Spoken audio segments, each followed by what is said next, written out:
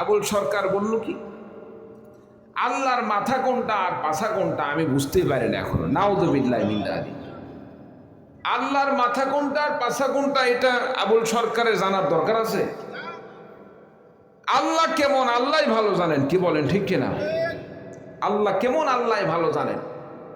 সম্মানিত উপস্থিতি, কোন বিধর্মীর বাচ্চা কিন্তু এইরকম কুৎসা রটানোর সাহস পায় নাই। হিন্দুও বলে নাই, খ্রিস্টানরাও এইরকম কথা বলে নাই, বৌদ্ধরাও কথা বলে নাই, আরও যে সমস্ত অন্যান্য ধর্মের লোক আছে তারা কিন্তু কেউই এইরকম কথা বলার মতো এখনো সাহস পায় নাই। এই বাউলের নামে ফাউলগুলো আজকে তারা মানুষদেরকে সাধুর একটি বিষয় তাদের সামনে তুলে ধরে মানুষদেরকে ঘোড়া বুঝ দিয়ে তারা বুঝাইতে চায়। কলা কৌশলে তারা মুসলমানদেরকে শিরকের মধ্যে লিপ্ত করতে চায়। মুসলমানদের সামনে আল্লাহ তাআলা সম্পর্কে তারা অনায়াসে হেসে খেলে আল্লাহ তাআলার সম্মান নিয়ে বেইজ্জতি ঘটাইতে চায়, রাসূলের সম্মান নিয়ে বেইজ্জতি ঘটাইতে চায়।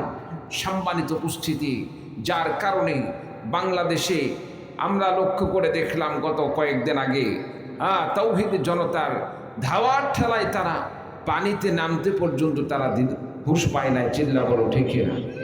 সম্মানিত উপস্থিতি, আমরা শান্ত। অনলাইনে একটি জিনিস দেখতেছি, আবুল সরকার। কি বলেন তো? আবুল সরকার। আমাদের দেশ, এদেশে সব শ্রেণীর মানুষ থাকবে, কোনো আপত্তি নেই। এদেশে ইসলাম বিরোধী অনেক মানুষ আছে, অনেক ধর্মের লোক আছে, হিন্দু আছে, খ্রিস্টান আছে, বৌদ্ধ আছে, বিভিন্ন ধর্মের মানুষ আছে। আমরা কি কোনো ধর্মের মানুষের উপর কোনো আঘাত করছি? বলেন, আঘাত করি নাই। কেন? যার ধর্ম সে পালন করবে, এটাই ইসলামের বিধান। ইসলামের যেটা বিধান, যে যার ধর্ম সে তার ধর্ম তার অনুযায়ী পালন করবে।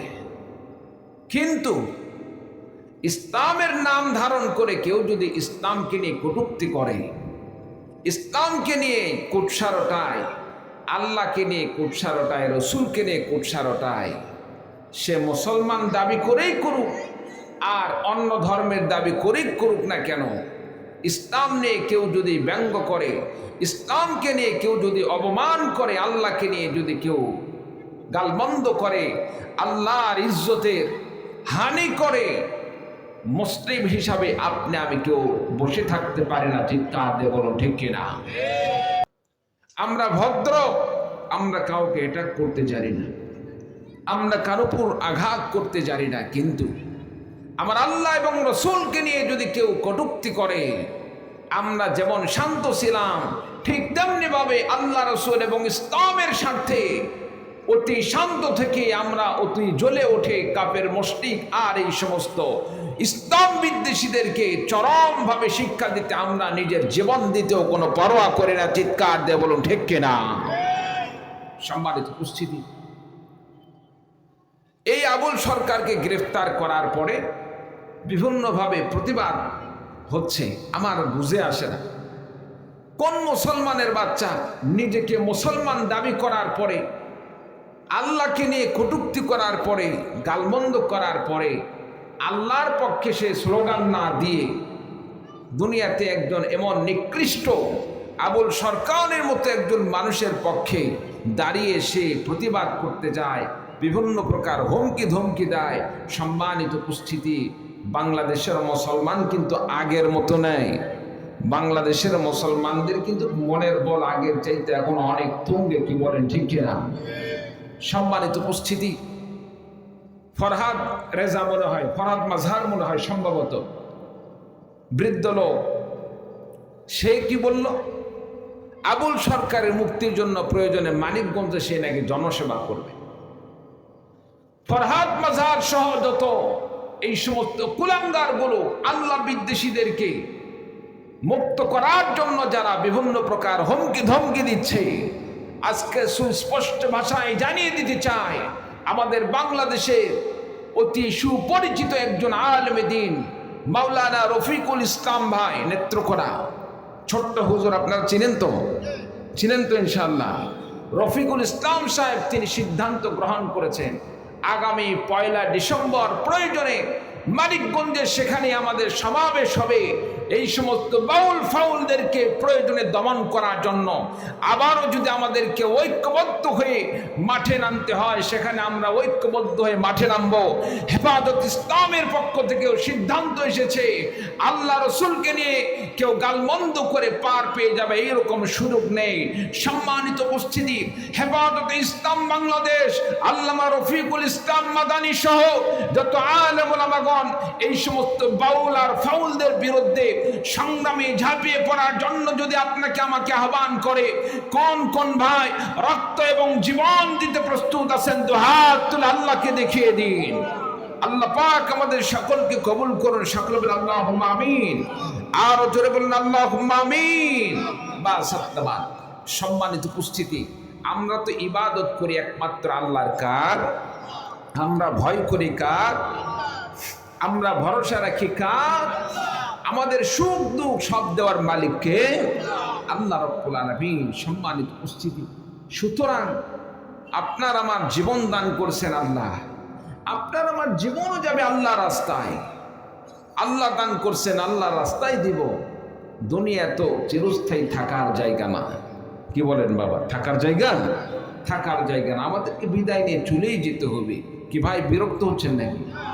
হ্যাঁ, আমরা চিরস্থায়ীভাবে থাকার জন্য আসি নাই, আমাদেরকে দুনিয়া থেকে বিদায় নিয়ে চলে যেতে হবে। তবে ওই ব্যক্তি হচ্ছে, তার জীবনটা সার্থক হবে, সে সৌভাগ্যবান হবে যার জীবনটাকে আল্লাহ রাস্তায় উৎসর্গ করে দিতে পারেন। বলুন সুবহানাল্লাহ। আমার ভাইরা, আমার বন্ধুগণ, আল্লাহ রাব্বুল আলামিন আপনাকে আমাকে নির্দেশ প্রদান করলেন তার ইবাদত করার জন্য। তার ইবাদত কেমনি করব? নামাজ পড়ে আল্লাহর জন্য, রোজা রেখে আল্লাহর জন্য, হজ করে আল্লাহর জন্য, যাকাত প্রদান করে আল্লাহর জন্য, সব আমল করে আল্লাহর জন্য। আমার বন্ধুগণ, শুধু নামাজ, রোজা, হজ, যাকাত ইত্যাদি এতটুকুই নয়, আল্লাহ রাব্বুল আলামিনের দিন রক্ষার জন্য, নবীর ইজ্জত রক্ষার জন্য, আল্লাহ পাকের সম্মান রক্ষা করার জন্য সাহাবায়ে কেরামগণ আমার নবী, বিশ্ব নবী সাল্লাল্লাহু আলাইহি সাল্লামের সাথে থেকে যেভাবে তারা জিহাদের মধ্যে অংশগ্রহণ করেছেন, আল্লাহর দ্বীন হেফাজত করার জন্য সাহাবায়ে কেরামগণ বিশ্ব নবীর নেতৃত্বে যেভাবে রক্ত দিয়েছেন, জীবন দান করেছেন, আমার নবীর সময় মা বোনেরা যেভাবে রাসূলুল্লাহ সাল্লাল্লাহু আলাইহি সাল্লামের ডাকে সাড়া দিয়ে সাহাবায়ে কেরামদের যুদ্ধরত অবস্থায় তাদের পাশে দাঁড়িয়েছিলেন, আমাদেরকে সেভাবে দাঁড়াতে হবে। সেভাবে যদি আপনি আমি ইসলামের পক্ষে দাঁড়াই, নিজের জীবনকে আল্লাহর রাস্তায় কুরবানি করতে পারি, আপনি আমি সফল কাম হয়ে যাব। আমার ভাইরা, আমার বন্ধুগণ, সাহাবায়ে কেরামগণ কিভাবে নিজের জীবন দান করলেন, কিভাবে সাহাবায়ে কেরামগণ ইসলামের জন্য ত্যাগ স্বীকার করলেন। সাহাবায়ে কেরামদের জীবনে যদি আপনি আমি একবার ভালো করে পড়ি, তাহলে বুঝতে পারবো সাহাবায়ে কেরামদের কেমন ত্যাগ ছিল, সাহাবায়ে কেরামগণ ইসলামের জন্য কেমন ত্যাগ স্বীকার করেছিলেন। আমার ভাইরা, আমার বন্ধুগণ, নবীজির সাহাবী হযরত মুসাব ইবনে উমাইর নাম কি? মুসাব ইবনে উমাইর নামটা বলেন। মুসাব ইবনে উমাইর।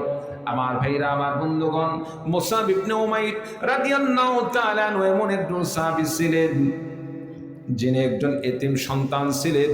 আমার ভাইরা, আমার বন্ধুগণ, বাবা গারা সন্তান, মায়ের অনেক সম্পদ ছিল, অঢেল সম্পদের মালিক ছিলেন, মার সম্পদের কোনো কমতি ছিল না, যার কারণে সন্তানের যখন যা প্রয়োজন তখন তার সেই জিনিস অঢেল পরিমাণ দান করত। সন্তানের চলতে ফিরতে কোনো কষ্ট হতো না, সন্তানের দুনিয়াতে ভোগ বিলাস করতে তার কোনো কমতি ছিল না। আল্লাহ রাব্বুল আলামিন তার পরিবারে এত সম্পদ দান করেছিলেন। মুসাব ইবনে উমাইরের এত বেশি পরিমাণ পোশাক ছিল, সকালে একটি পোশাক পরলে বিকেলে সেই পোশাক পরতেন না, বিকেলে একটি পোশাক পরলে পরের দিন সকালে সেই পোশাক পরতেন না। আমার বন্ধুগণ, তার এত বাহন ছিল, দামি দামি বাহন, তার মতো এত দামি বাহন আর অন্য কারো ছিল না। হযরত মুসাব ইবনে উমাইর রাদিয়াল্লাহু তাআলা আনহু দেখতে অনেক সুন্দর, সুঠাম দেহের অধিকারী একজন যুবক ছিলেন, বন্ধু বান্ধবের কোনো কমতি ছিল না। আমার ভাইরা, আমার বন্ধুগণ, রাস্তা দিয়ে হেঁটে চলতে লাগলে তার আশেপাশে অনেক বন্ধু বান্ধব জমে যেত। আমাদের সমাজে এমন কিছু যুবক দেখা যায় যাদের সুন্দর দেহের কাঠামো হওয়ার কারণে এবং তার চতুরতা থাকার কারণে, অধিক তীক্ষ্ণ মেধা থাকার কারণে সমাজে অটোমেটিকভাবে অনেক যুবকেরা তাকে বন্ধুদের মধ্যে লিডার হিসাবে মেনে নিয়ে তার সাথে চলে। এইরকম হয় কি হয় না? প্রত্যেকটা এলাকায় কিন্তু যুবকদের একটা করে লিডার থাকে।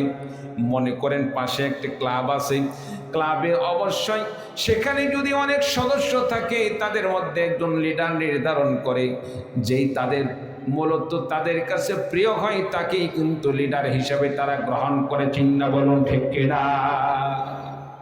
মুসাব ইবনে উমাইর রাদিয়াল্লাহু তাআলা আনহু সেই যুবকটা এমন ছিলেন যার বন্ধুত্ব কমতি ছিল না, বন্ধুর সংখ্যা কমতি ছিল না। হযরতে মুসাব ইবনে উমাইর রাদিয়াল্লাহু তাআলা আনহু